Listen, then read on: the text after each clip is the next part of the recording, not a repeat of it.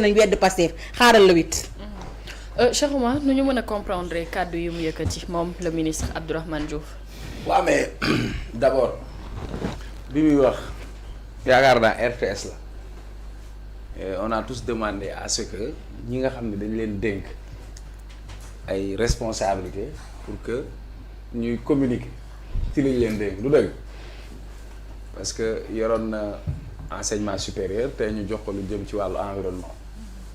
te sax am na activité bu mu présider boo xam ni jëm na ci wàllu environnement waaye Wolof Njaay dafa ne ku wax feeñ parce que wax ji bi mu génnee ci penc mi réaction yi ci ñu bëri am c'est-à-dire que fa mu ko waxee du ci temps ba du ci waxtu bi fan yi moom kii laa jël sax page waa kii équipe bi Pape Matar Sarr di football sa fu ma tourné rek bindal leen non Pape Matar no win loolu laa ci jàpp ci anglais fan yi no justice no peace vous ne pouvez pas parler de réconciliation sans pour autant qu'il y ait justice parce que la justice est un préalable d'abord muy beneen bi dafa am ministre homme d'état am na homme de détail am na parce que cër bii nga amee président premier ministre moo la ko dénk parce que premier ministre mooy proposé au gouvernement mais yow su fekkee dangaa ñëw toog pour demander ci sa kàddu nga ne dañu war a sàmm président wutal président bi ab kuréel yamoo ci nga ne dafa war a jël responsabilité am pour lan responsabilité am jëmale ci kañ beneen bi on lay revenu un peu parce que jàpp naa ne Abdourahmane Diouf ëppul mérite ay cadres yoo xam ne ñu ngi biir Pastef te dégguñu ministre Abdourahmane Diouf je me rappelle très bien bi muy lancé son mouvement invité woon na ma jour boobu je me rappelle maa ngi ànd ak Daouda Gueye bu Pikine ñoo toogoon mu bindoon téeréem jour boobu sax li mu doon théoriser mooy démocratie de concordance expliquer concept boobu parce que concept bi marché en Suisse mais soo xoolee sur les parcours Abdourahmane Diouf a été au Rewmi d'Idrissa Seck Abdourahmane Diouf à un moment donné détaché wu ne ci Idrissa Seck Abdourahmane Diouf élection yéen a ngi fàtte ko bi ñu tegee fi Yewwi Askan Wi Abdourahmane Diouf àndu ci woon mu def sorteem amul lu mu waxul woon Ousmane Sonko bi ñu demee ñu def seen coalition ñoom ñëpp neen Sonko mooy wax seen campagne yaakaar naa buggaane nga woon côté bu leeg ñoom ñëpp ñu dem benn député lañ am moo ci génnoon Abdoul Mbaye sax ci la bokkoon muy Thierno Alassane Sall ñu ñëwati mu ne candidat la Sénégal fii ñëpp candidature yu Diomaye moo mujjee génn nekk mbetteel ñu bëri ci lañ dugg Samba Ndiaye ci la dugg keneen ak keneen ci la dugg parce que boobu am na benn circonstance bu Wolof Njaay di wax kiy dem di taxañ day dajale rek après mu ñëw segg waaye yow bul nangu ñu gën laa gore ki nga xam ni moom ku lay wax na ko daa dem góorgóorlu ñafe taqale wuti dépense dem sóor yàq teg ndab li jël ay loxo doomam yàqalu leen sax xooñ ne leen toog leen ne leen woo la jox leen ndab li nga toog ci diggu ndab li naan ceeb bi daa saf xorom. y a un problème après quand tu deviens un allié tu deviens un allié encombrant ensuite un ministre de la République par élégance même républicaine soo waxee ci justice nga ne bugguñu justice des vainqueurs sëriñaa yeewul justice des vainqueurs nga ne dafay mel ni kon justice des vainqueurs mooy la mooy falu naa bi ma faloo ñi ma doon jàmmaarloo ñoom ñëpp tëj naa leen ci kaso bi tu as raison bu doon justice des vainqueurs yaakaar naa Macky Sall du génn Sénégal bu doon justice des vainqueurs kon heure bii ñu ngay topp njabootu Macky Sall wala ñu jàpp ay nit sur aucune base bu doon justice des vainqueurs woowuñu fi Pape Malick Ndour bàyyiwuñ ko moonte ñu nekk ci régime bi ñu bëri d'accorduñ ci mais quand tu dis ça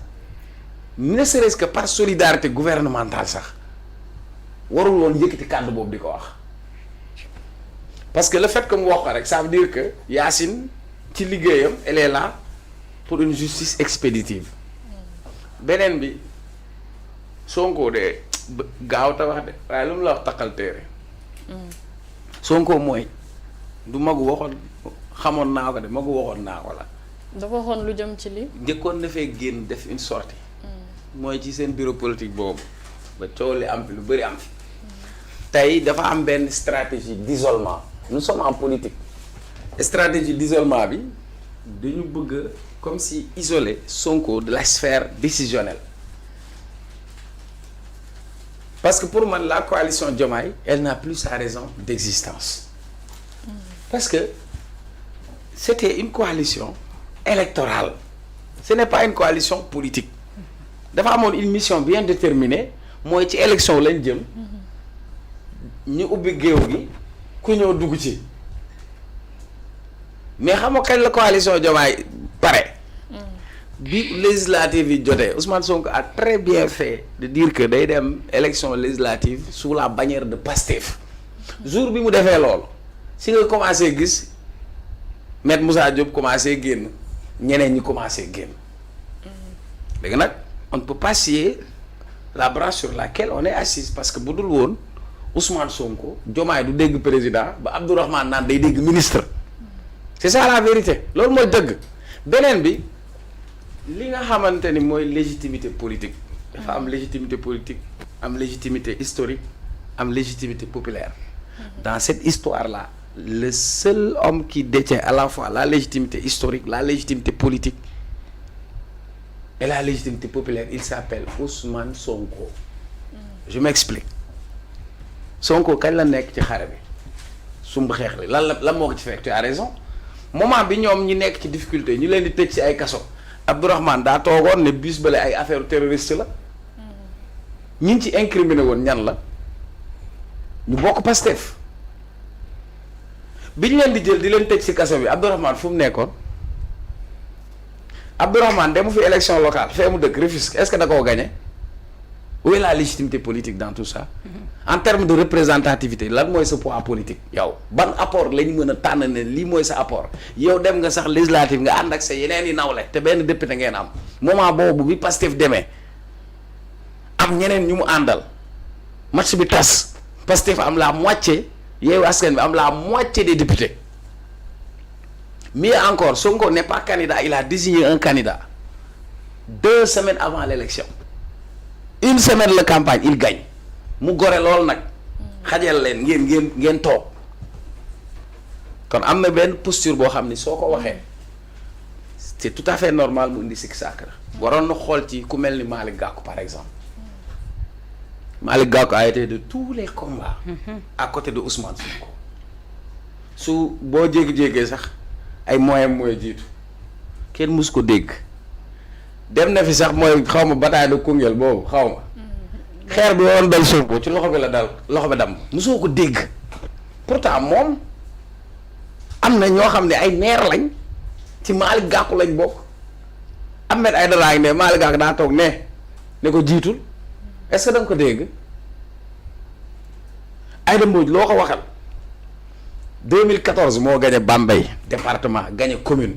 2022 mu gañewaat département gañewaat commune ñu nangu ko mu jël benn maire jiital ko maire ba dem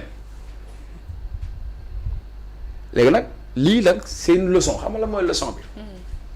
mooy la mu saf ka ko màcc ko xam moo tax la réponse de Toussaint Manga quand il dit ku demul kaso nekkoo victime nguuru Macky toroxaloo la munoo xam degré métit bi góom bi ñooñu am ba nga ne yow da ngay baale yow munoo baale palaasu ñi ñu tooñ yow tooñuñu la yow kay tëju la yow tooñuñu la yow nga bëgg a toog ci place ñooñu fii kenn bañu fi juboo kenn bañu fi ni président de la république bi mu ñëwee discours am boobu dama koy fàttali je suis le président de tous les sénégalais ceux qui ont voté pour moi ceux qui n'ont pas voté pour moi tey courant bi dégg naa Sonko ne dina ko wàññi. bu ko wàññee. ki nga leen voté la ki leen voté wu la ñëpp a ciy bénéficié wu. mais le vrai débat tey li mu wax ni dafay encourager impunité on ne peut pas effacer ce qui s'est passé il y a 3 années est-ce que il peut se mettre à la place de Pape Abdoulaye Touré pour demander pardon. léegi nag à un moment donné il faut prendre vos responsabilités gis nga li kii waxoon paa bi mettre si reclédor li xam nga fan yii la fi génnee bale. waxoon naa leen bale